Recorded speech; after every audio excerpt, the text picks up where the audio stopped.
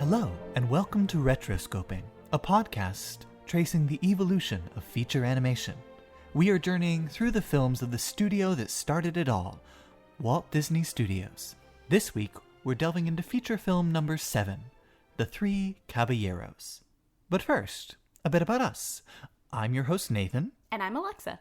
So tell me, Alexa, why are we qualified to do this podcast? Well, we drive a Prius. That's right, we're good people.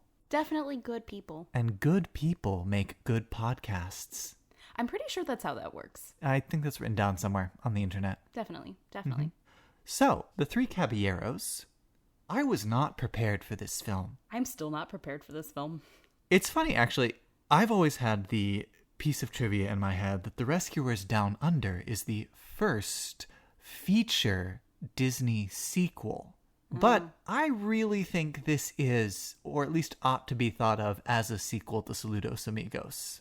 And like all sequels, the original is better. And that's saying a lot, because we didn't love Saludos Amigos. Yeah, Saludos, in retrospect, is more tame, a little duller, but not as aggressively traumatizing as The Three Caballeros. I would much rather watch Saludos Amigos again than have to watch The Three Caballeros again.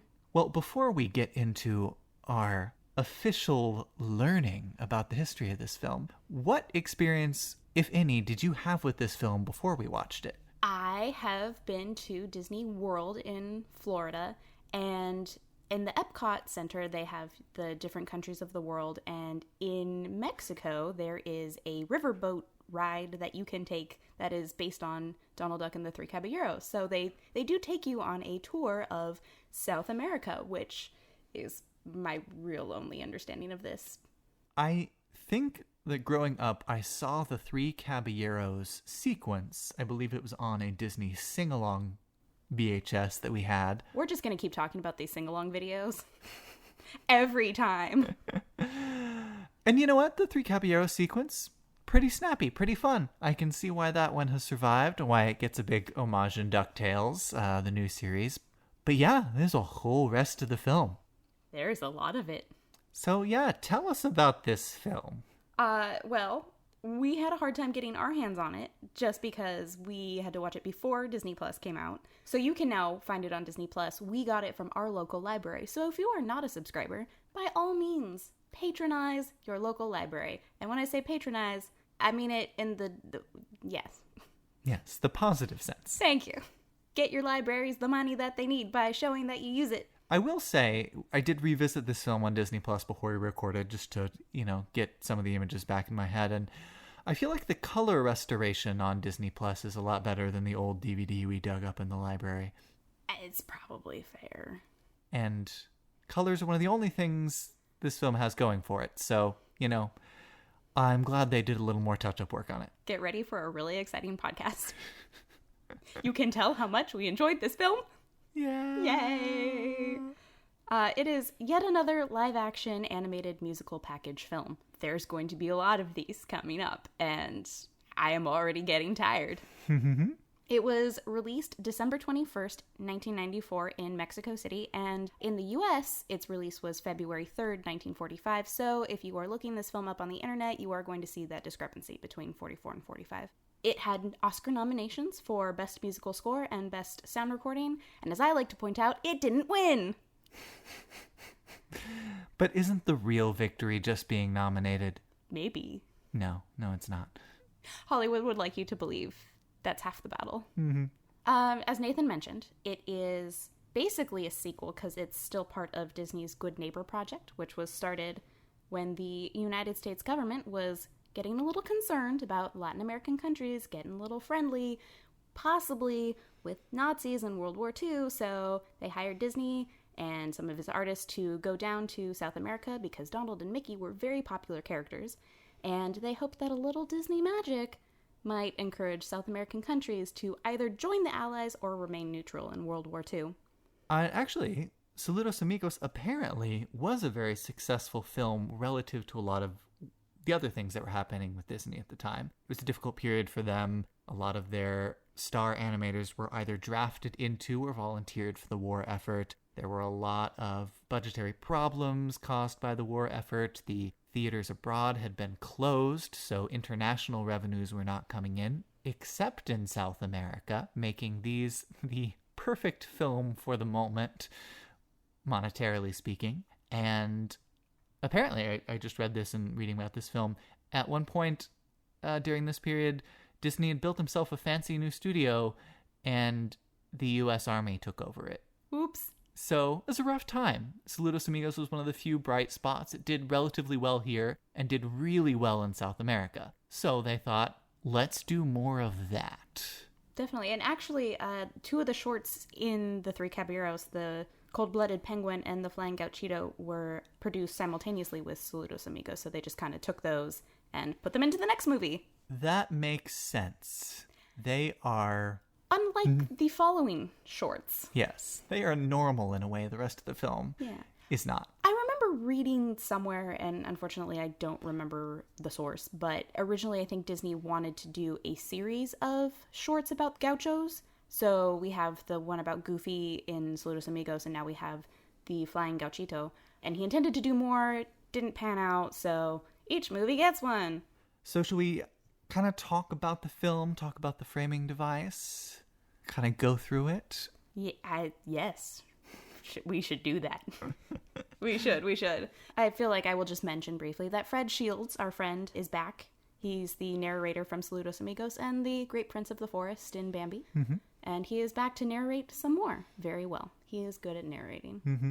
He does give us one truly strange, unnerving meta narration moments when at the end of the Flying Gauchito film he says, "And neither the flying donkey nor I were ever heard from again." And you're like, wait, but we're hearing you now. How? What? But I thought... It's a thinker. Mm-hmm. And also, he's narrating from an undisclosed location. And also our friend Sterling Holloway is back. He will always be back. He is everywhere.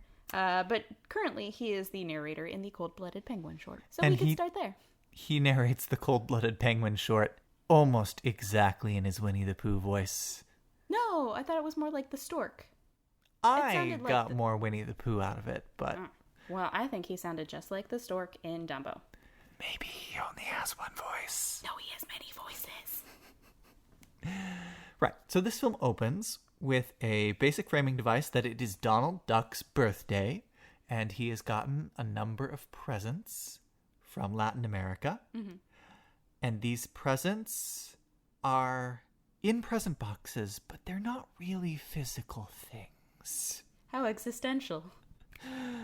First, he gets a film projector with some films, ostensibly about birds, which is how we get the opening 3 short segments. Oh, is that what ties that together? Because then they just go elsewhere very quickly. Yes. So we open with the story of the Cold-Blooded Penguin. Which sounds like a murderous penguin going on a rampage. I think that would have been a bit more interesting, yes?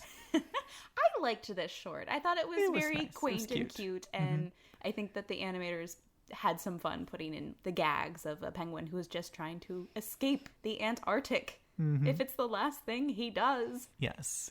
It's a story of a penguin who just wants to be warm. And he's gotten into his head that he's going to escape Antarctica and move on up to balmy Latin America around the equator. He's unfortunately not very good at traveling. Well, he keeps trying to bring his entire stove with him. And you don't travel well with a stove. Mm-hmm. Eventually, he finds a way to just uproot his entire igloo house and the ice that it's on and use that as a boat. Hey, it worked for Elf.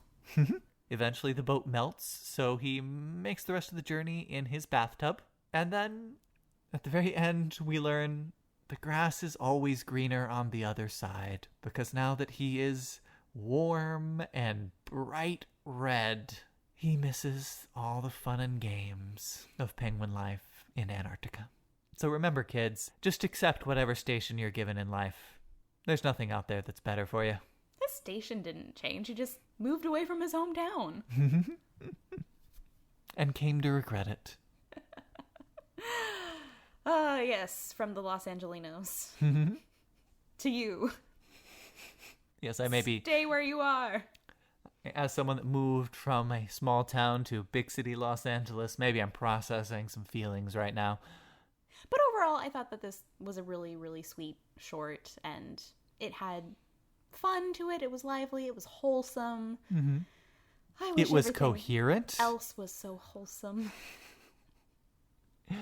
Yes, it's, not necessarily anything that is going to go down in history as a marvel of animation, but it's very pleasant. It's very cute. It's, exactly the sort of thing you expect from a cute Disney animated short.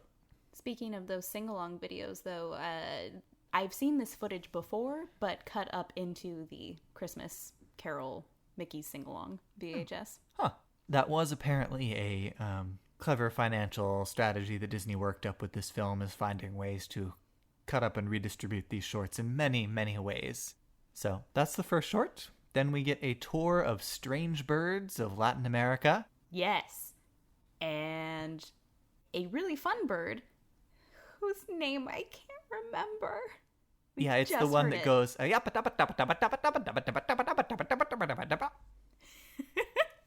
that actually sounds just like him. The Araquans.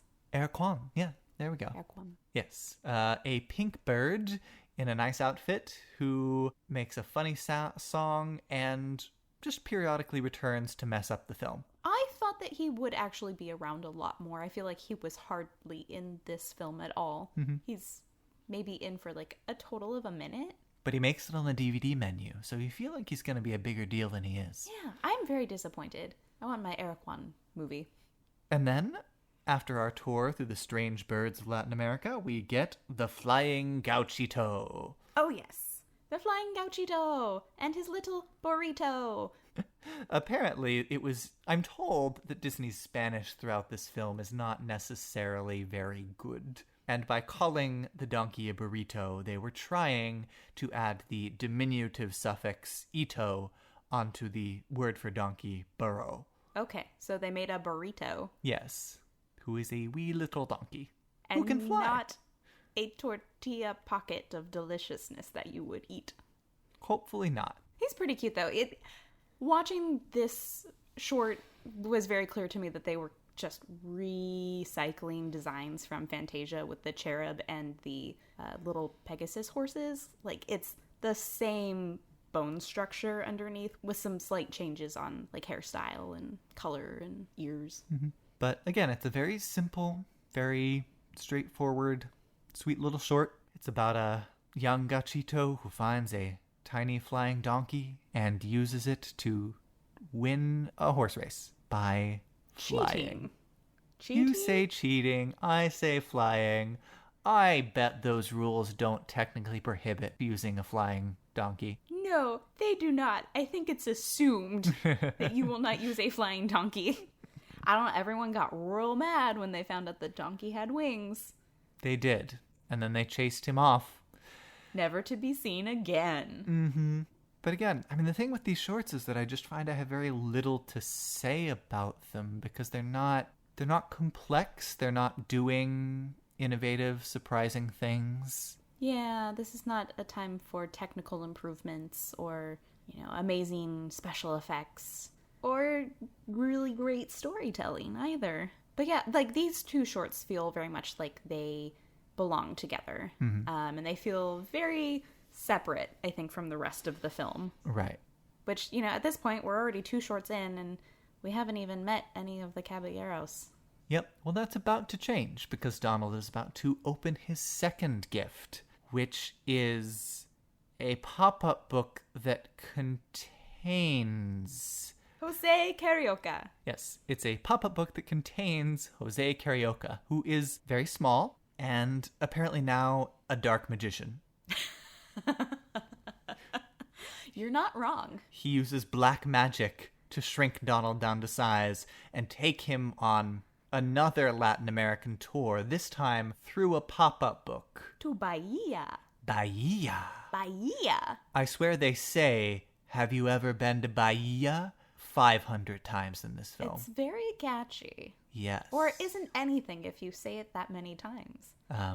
It actually is kind of a cool effect, the idea of, moving through Baía in a pop-up book, the way that the different size relationships work and the book comes to life, and yet certain elements remain pop-up book-esque. And this is where we get into what I think really visually defines the film once you get past the opening shorts, which is live-action animation hybrids, which...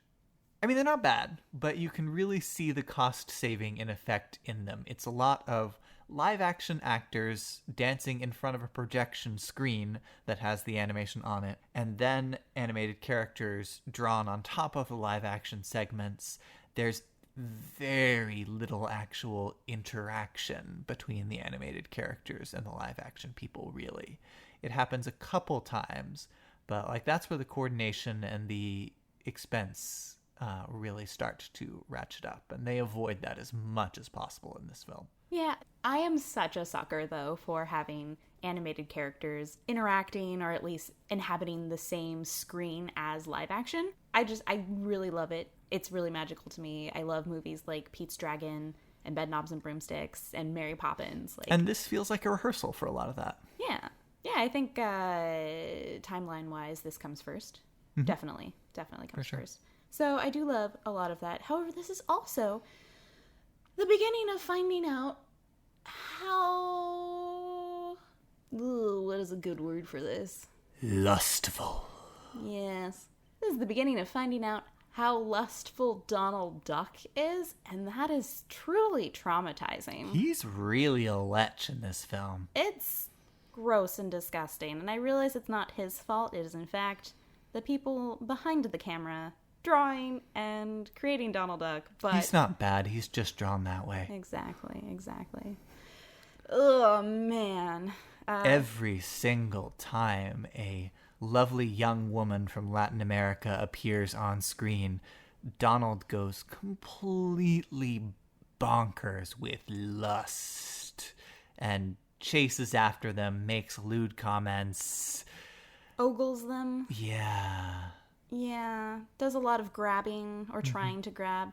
At least he's not successful in any of his grabbing. Right, because that would have required animated characters interacting with the live-action ones. And, we're avoiding that as much as possible. Exactly. So we start off with him getting really into the cookie seller, who, guess who? Guess who? Guess who? The cookie seller is a person I should know that has appeared in other Disney films? No. Oh. The cookie person is a... Would you like to guess, or shall I tell you? Oh, there's no way I'm guessing. All right. The cookie seller is Aurora Miranda, who is the sister to Carmen Miranda, who is a very famous dancer in Hollywood at the time. And is Carmen Miranda also in this film? No. Okay. Just her sister. I feel like there is a Carmen in this film. There is another Carmen in this film, but that is Carmen Molina, who will come in for the final segment, dancing as well. But Aurora Miranda is a dancer in her own right and had a career of her own, and apparently is good enough for Donald. Well, to judge by this film, literally any human woman is good enough for Donald. Unfortunately. Yeah. I have a large problem with the views and treatment of women portrayed in this film, beginning with Aurora Miranda as the cookie lady. Beginning with, but it's about to get a whole lot worse. Oh, it is. We should say, though, I think if you remove Donald Duck floating around them and making googly eyes at them, it's actually quite nice showcases for the dancers. There's lots of extended segments of just them doing different cultural dances in lovely outfits, handsomely filmed. I really liked the samba that they're doing in this segment. I think it was a really nice dance and very catchy, and I always wish that the ratios of women to men were a little more equal. For most of this dance, it's a sea of men and one woman, and I can't tell you how much that irks me, but I will continue to try to tell you how much that irks me. Fair. Fair. So once we've taken our tour of lovely Baía, they emerge from the pop-up book, and Donald has the realization he is now too small to open his last present. So there's an extended sequence of Donald learning black magic from Jose Carioca, and returning himself to normal size. That was actually fairly enjoyable to watch. I found it amusing. He doesn't get it right on the first try, ends up with some parts a little bigger than others. Oh, that sounds very dirty. wrong. Yeah, I didn't mean it that way. Don't do that. Especially not in the context of this film. Did you ever play with those like weird jelly tubes when you were a kid? I don't know how to explain them. But they're like the size of a pencil case, I feel like, and they just kind of have water in them, and so you can shake them around. They kind of slip and slide, and they're basically like a donut. So like if you hold the outside, it just like slips through. Yeah, it's vaguely like that. I feel like that is what Donald is kind of doing in this, where he's just like a balloon glove with like too many fingers in it, so like all that stuff inside is just going into weird places. Yeah. That segment is worth watching. Yeah, and I think, a lot of what this movie does well is in line with some of the more interesting Fantasia-like elements of some of these package films, where they're playing with shapes and colors and really allowing the animators to do creative, surreal things. So when they open the third present, there's a whole sequence that's kind of like kaleidoscopic sound waves that sort of Donald becomes immersed in, and different musical instruments emerge from, and it's all kind of like bright and poppy and interesting to watch. And then finally, from that kaleidoscope emerges a big piñata, from which emerges the third Caballero. Yay. Panchito Pistoles! In later incarnations, Panchito Pistoles will lose his pistoles. Does he keep the name, I assume? I have no idea. I'm not even sure he says his name in this film. That is a fair question. So finally, about halfway through this film, we have gathered the three Caballeros. Panchito is from Mexico, so we're going to spend the rest of this film in different parts of Mexico. I am going to attempt to pronounce some names of where we're going in Mexico, because I went on that Disney World cruise. Okay, so we go to Pátzcuaro, Veracruz, and Acapulco.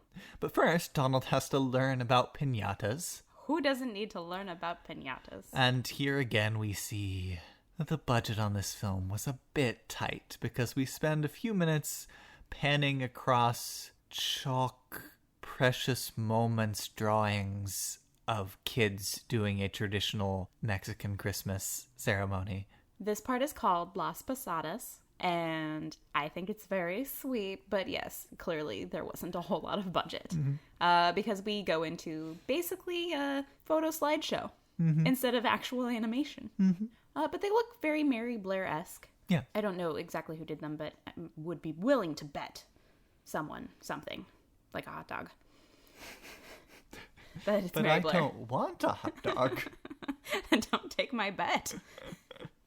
But it's the tradition that Mexican children perform at Christmas, reenacting the journey of Mary and Joseph, going through Bethlehem and being turned away at every door. And boy, does that sound depressing.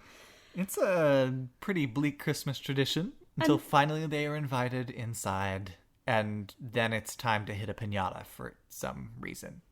I was unclear. Do they do this every night? So every night leading up to Christmas, there's a piñata? Or is it just one night that they do, like, Christmas Eve and you get a piñata? I would like a Christmas Eve piñata. I found that I didn't truly learn a whole lot from this film. They presented me with some things that my brain had not seen before, but mostly I have a lot of questions, and I learned far more from the Wikipedia article about Three Caballeros than I did from the movie Three Caballeros. Guess what? What?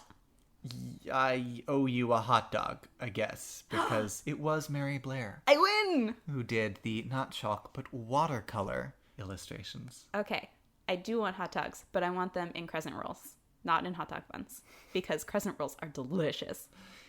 And I want you to eat actual food, so they're going to be sausages, not hot dogs. Okay.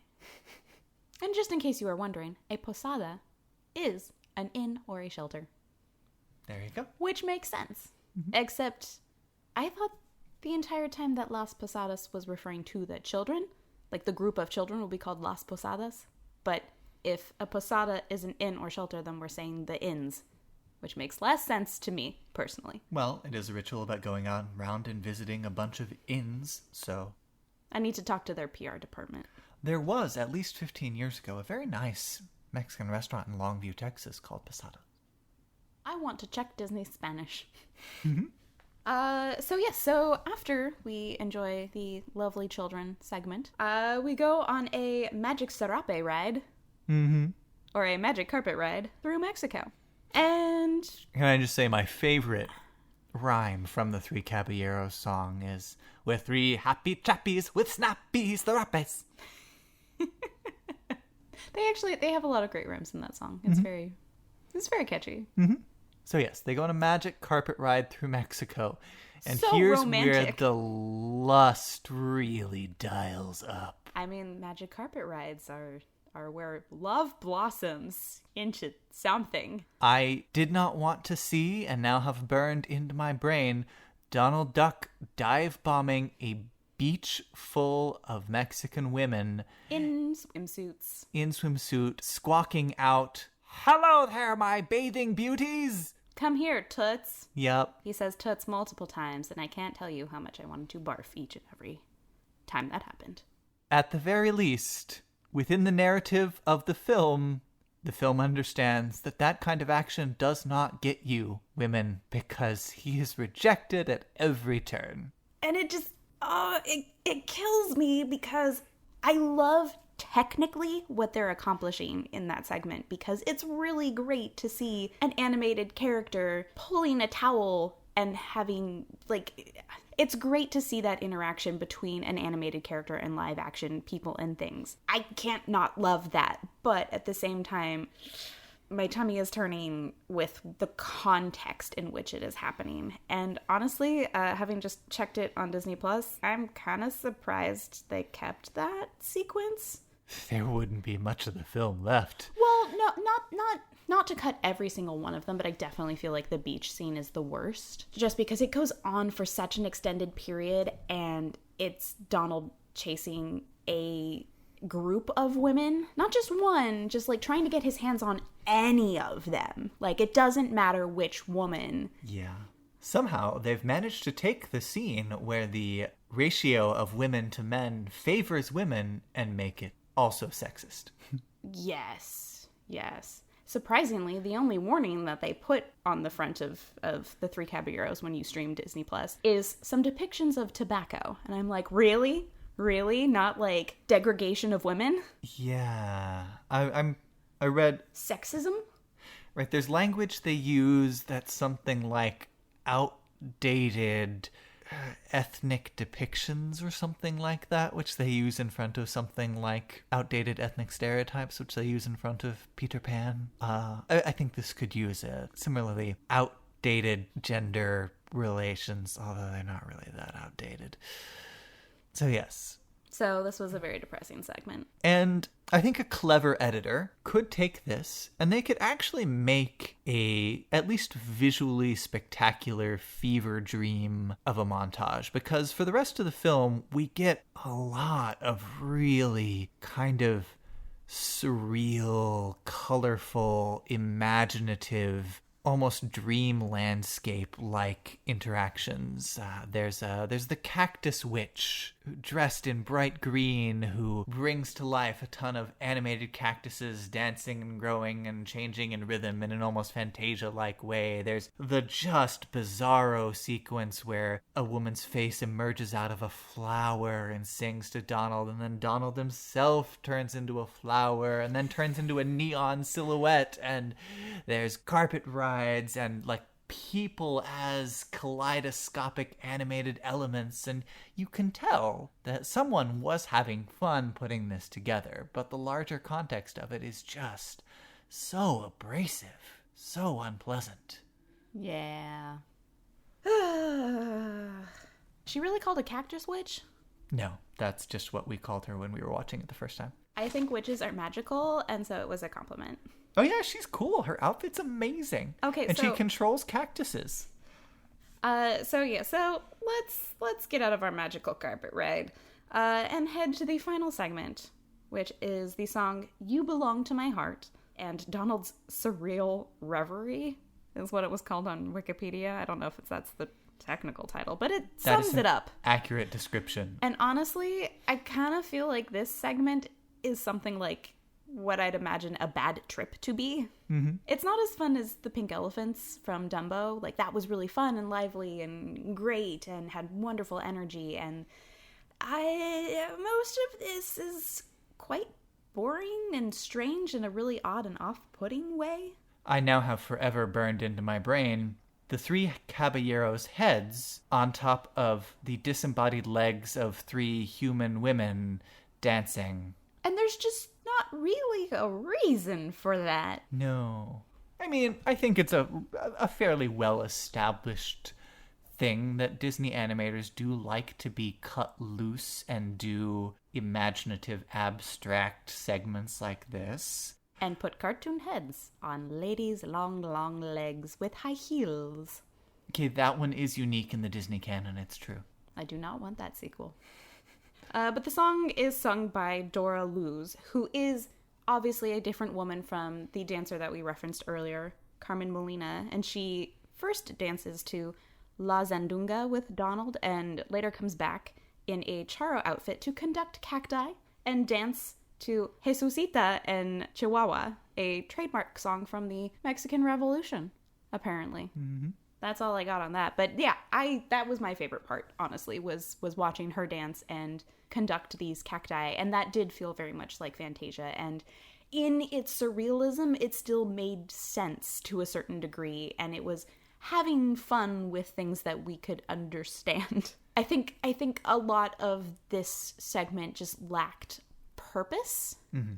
And that is really my problem with it. Like, it feels weird and strange and off-putting because it doesn't seem to have a reason for the images we're being shown. It's just like, I don't know, do that. Well, and I think that's what makes the context of Donald's lechery in this film so unpleasant, is because it is the only unifying thread between these different sequences, is that every time Donald encounters a woman, a dancer, a singer, who is doing some unique, sometimes interesting, sometimes not, dance or animated montage, his entire role is to try and woo them in a trademark ineffective Donald Duck way. Yeah, I mean, I think I would have far preferred a storyline of Donald wanting to be the world's greatest dancer and traveling to a bunch of different countries to try out their local dances. And that would have been a lot more fun because there are moments where he genuinely seems excited and interested in the cultural dances that they're doing. And then it kind of feels like it turns out he's only doing them to try to attract ladies. Yeah. And that's what ruins it. I think you're right. A film about Donald trying and failing to be the world's greatest dancer would be a lot less unpleasant to watch and feel more in character. Mm-hmm. And then it all just sort of climaxes in explosions and fireworks. Oh, is it just fireworks at the end? Donald gets into a fight with a fireworks stuffed piñata bull and... Oh, that's right. They start, oh gosh, what's it called? Bull dancing. Dances with bulls. Yes, Donald gets into a bullfight. Oh, thank you, a bullfight. Mm-hmm. And I gotta say this for the other two caballeros. They are also, mildly lustful, but mostly their role in this film seems to be to interrupt Donald and throw him off his game. To hold him back. Like, they're not wingmen. They are the opposite of wingmen, actually. Which is a funny thing to say about birds. That is why I said it. But if you enjoyed those characters, good news for you. You can now find them on Disney+. They have their own spin-off after being pretty successful on the DuckTales reboot. The Legend of the Three Caballeros. Yay! We haven't streamed it yet, but I'm excited. I have to finish DuckTales first, though. Yes, the DuckTales reboot, absolutely fabulous. Much better use of these three characters than this film. Definitely. You can find them in the episode titled The Town Where Everyone Was Nice. I do think these characters are entertaining. They have a great dynamic, a great chemistry.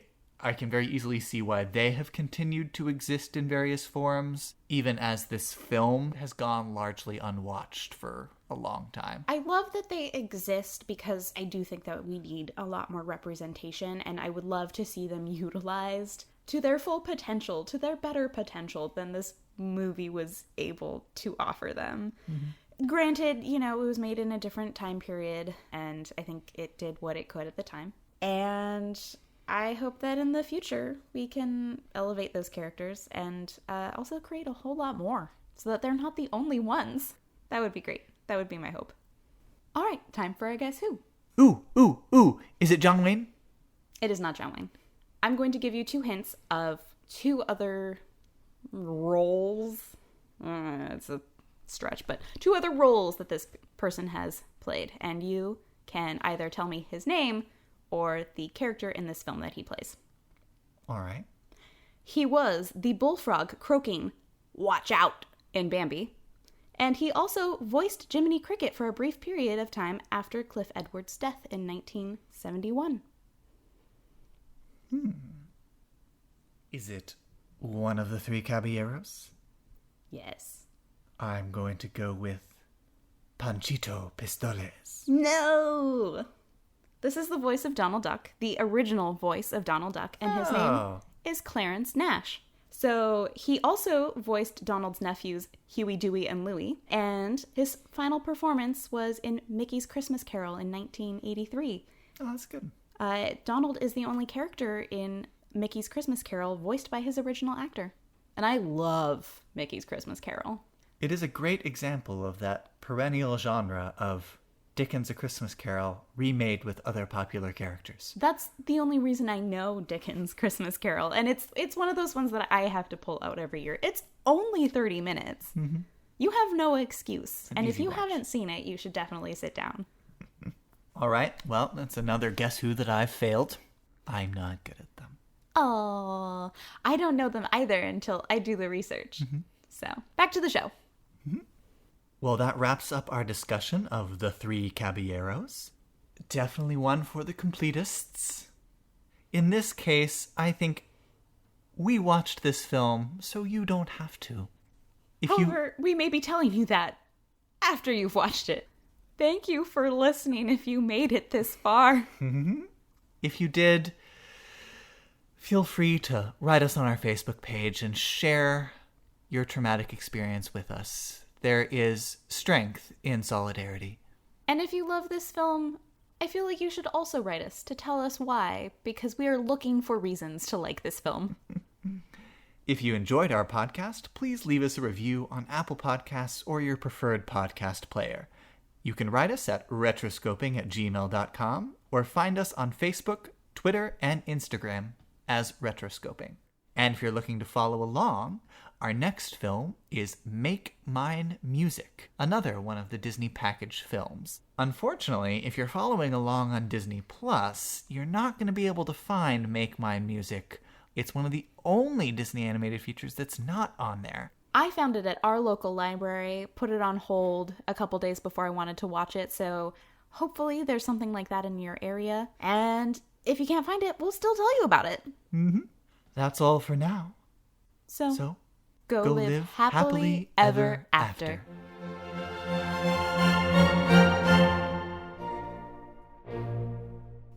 I'm still not ready for the Three Caballeros.